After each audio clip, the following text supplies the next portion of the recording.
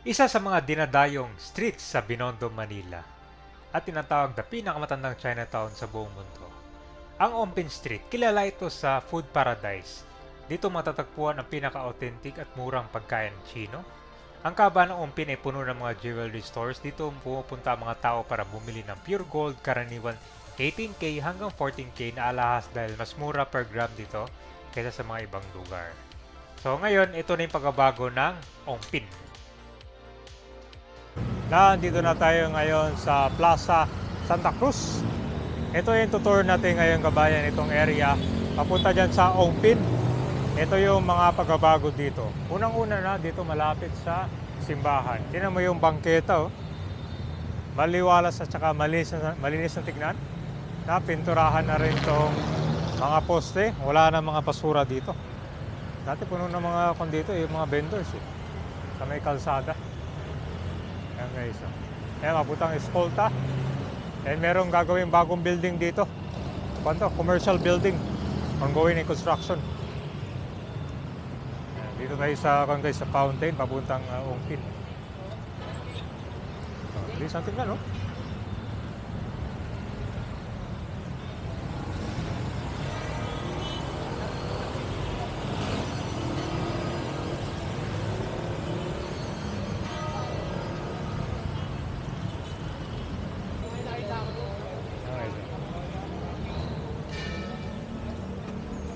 Sa mga most one of the improved areas ng Manila. Ito, papunta ko na ito, Carriedo. Maliwalag na. Wala mga latag dito, ah.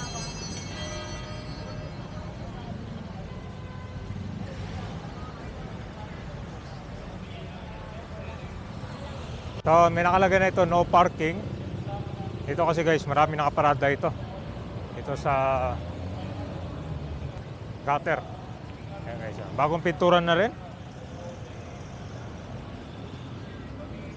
Diba? Ang ganda tingnan kapag ganyan, no? Wala yung may kita, kundi ito ang kalsada. Yung ginagawa naman yung China Pagoda Temple, hindi pa tapos. Pero yan malapit yan, no? Sa may Tetuan Street. Yan. So, ito naman yung fountain ngayon. Bagong pintura at saka malinis na dating ginagawang swimming pool.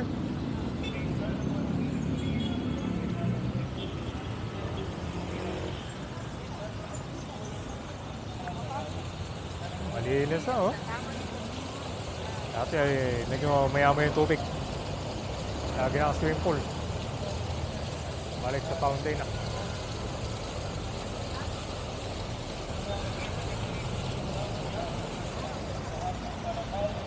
Okay, sikot tayo ito.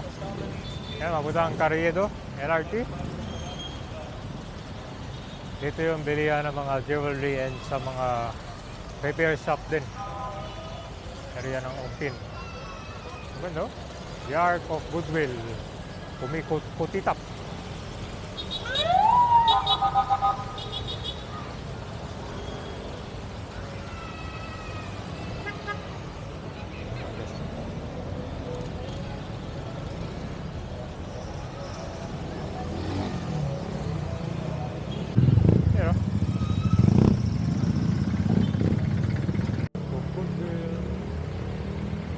Dito ilaw na.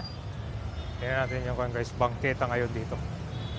Ito yung papuntang Plaza Lorenzo Ruiz. Ito yung dito, meron dragon, no? Mga kuha tayo.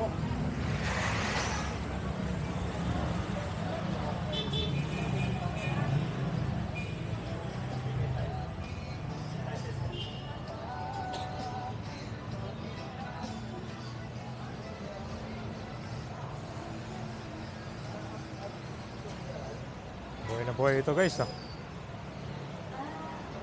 Dito lang yung parkingan, maliit. So one way lang talaga. One lane lang madaan ng mga sakyan.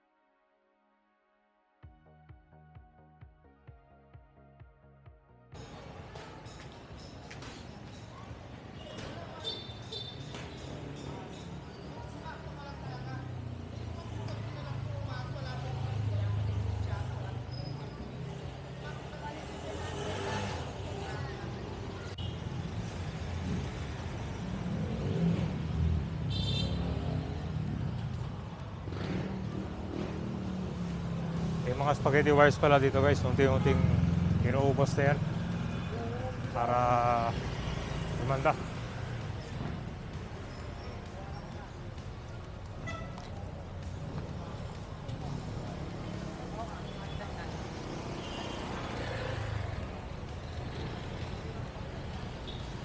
May mga feng shui items dito. Ano sabi niyo guys? Mas maliwalas na oh. May mga pagsik na ngayon. So dito lang sa kalsada naglalakad yung mga tao. Kumbaga parang share the road.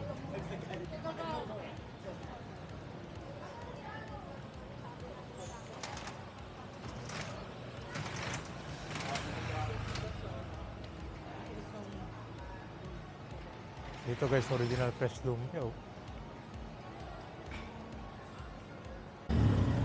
Okay. So, nandito na tayo guys. Ito na yung Binondo Intramuros Bridge. Dito na yun. Pupunta tayo ito. Papunta Binondo, Manila. Sikat na pasara ngayon dito. Ganyan na. Talaga bang tinatawag ng City of Lights. Unang ginawa itong Binondo Intramuros Bridge guys. Ano ni former President Rodrigo Duterte yan. Parang dinagdagan na yung pailaw dito, no? Yan guys, may mga tinda na rin dito. Basta huwag lang magtapon ng basura. Yari, yung garahan dito, may basura.